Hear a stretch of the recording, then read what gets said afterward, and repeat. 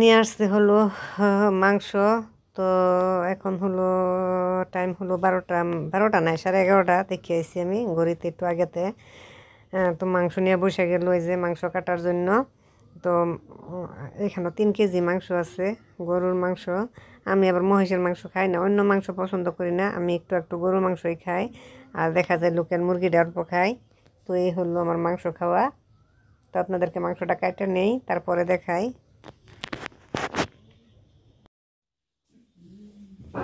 Guys এই যে দেখেন ফাইনালি আমাদের মাংস কুটা শেষ, মানে কাটাকাটি শেষ। এখন রান্না করার পালা। তো রান্নাটা যেহেতু এখন করবে না, রান্নাটা করব হলো রাত্রে। তো এখন সম্ভবত টাইম 2টা হয়ে গেছে। তো এখন মাংসটা যে রাইখা দিবে, যেটুকু এখন রানবো ওইটুকু ধুয়ে তারপর রেখে দিবে, আর বাকিটুকু ফ্রিজে বড়ায় রাখবে, ওইটুকু পরে রান্না করবে। যখন ইচ্ছে হবে তখন রান্না করে খাবো আর কি।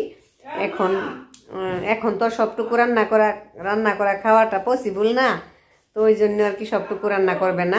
আজকের মাংসটা দেখেন খুবই সুন্দর হয়েছে, খুবই সুন্দর। দেখেন আমাদের বাসায় আবার একটা প্রবলেম কি জানেন, এটা হলো সিনার মাংস।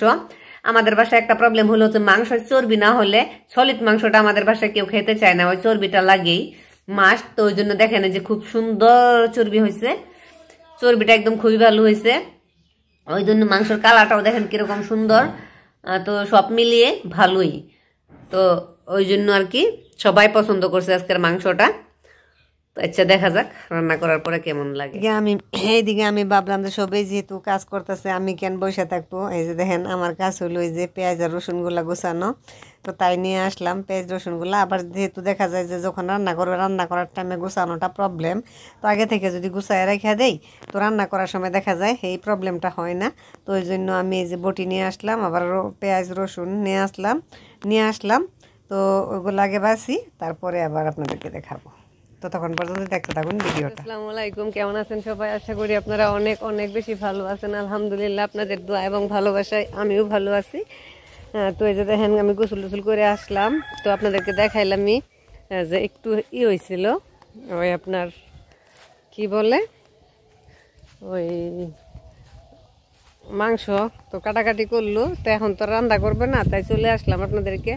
তো আমি আপনাদেরকে বলছিলাম যে আমাদের কোন জায়গায় আসছি জানেন? এই জায়গায় আসছি যে জায়গায় যে আমাদের বুট জলকিয়া লাগাইছিল, বুট মরিচ মানে ওইখানে যে দেখেন দুইটা একটা মরিচ হয়ে গেছে। তো আমি আপনাদেরকে ব্যাক ক্যামেরাতে দেখাই। তো আমার খুবই ভালো লাগে, আমার প্রতিদিনের কাজ হয়েছে। আজকে যেহেতু একটু রোদ উঠছে, এই জায়গাটা দেখেন রোদ উঠছে, তো তাই ভাবলাম 3 দিন হয়ে গেছে কোনো রোদ নাই। তো আজকে যেহেতু রোদ উঠছে তো ভাবলাম যে না একটু আসি ওইখান থেকে কি বলে এই আমার মরিচগুলা দেখে আই। আমার রেগুলার কাজ হয়েছে মরিচ দেখা, যেহেতু আজকে আপনাদেরকেও নিয়ে আসলাম, কেন জানি খুব ভালো লাগে। আর এইদিকে দেখেন কলা গাছ লাগাইছিলাম, এই যে দেখেন। তো কলার মুচ্ছা হয় না, মুচ্ছা হলে আমি খাই, ওই জন্য লাগাইছিলাম। আমি আবার কলা পছন্দ করি না। অনেক দিন পর তো রোদ উঠছে, তো ওই জন্য আর কি এইদিকে আসলাম। দেখেন এই যে আমাদের নেমু গাছ, এই যে নেমু হয়েছে ছোট ছোট। এই যে দেখেন এই যে একটা নেমু খুবই ছোট এখনো, এই যে খুবই ছোট, এখন বড় নেমু আর নাই। এইদিকে এই যে দেখেন এইগুলা তো ধরছে, এই যে দেখেন খুবই ছোট ছোট, এখনো বড় হয়নি, বড় হবে কয়দিন পর। আর এইখানে যে দেখেন আপনাদেরকে বলছিলাম না মরিচ ধরছে, তো এই যে কোনখানে ধরছে আমি আপনাদেরকে একটু দেখাই নিয়ে আসি। আর অনেক গাছ লাগানো হয়েছে এখানে, আপনাদেরকে দেখাই মরিচটা কোন গাছে ধরছে।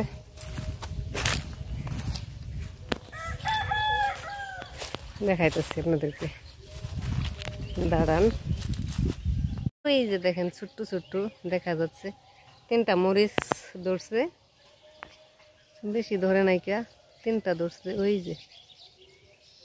যে দেখা যাচ্ছে। আমি ওখানে যাইতে পারতেছি না যেহেতু বেড়া দেওয়া আছে, ওই জন্য সেই পরিস্থিতিতে তাই ভাবলাম যে 2টা রিলস বানাই, এখানে দাঁড়ায় দাঁড়ায় 2টা রিলস বানাই। টিলস বানিয়ে তারপরে বাসায় চলে যাওয়ার পরে এখান থেকে লাইভে এসে পড়বো। আজকে লাইভে 2 দিন যাবত লাইভে আসি না, তো আজকে এখান থেকে লাইভে আসবো। তো দুই তিনটা রিলস আগে বানাই, তো তারপরে আবার দেখাবো। দেখেন শুয়ে শুয়ে চিপস খাইতেছি।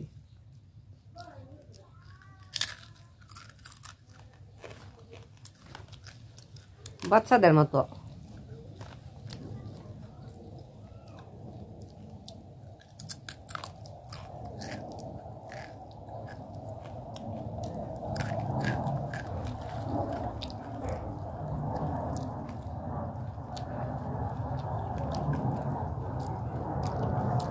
আমার জন্য প্রত্যেক দিন চিপস আনতেই হয়, না হয় আমার ভালো লাগে না।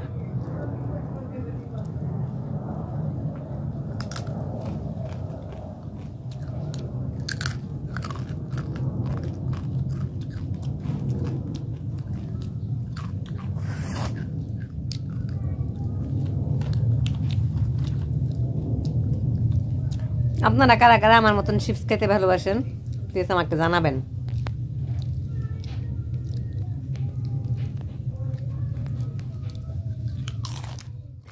তো খাওয়া খাদ্য সবকিছু শেষ করে যে দেখেন ফেস রসুন আমি গুছাই রেখে গেছিলাম। তো সন্ধ্যার দিকটা যেহেতু রান্নার জন্য এসে পড়লাম। আর এইদিকে যে দেখেন মাংস,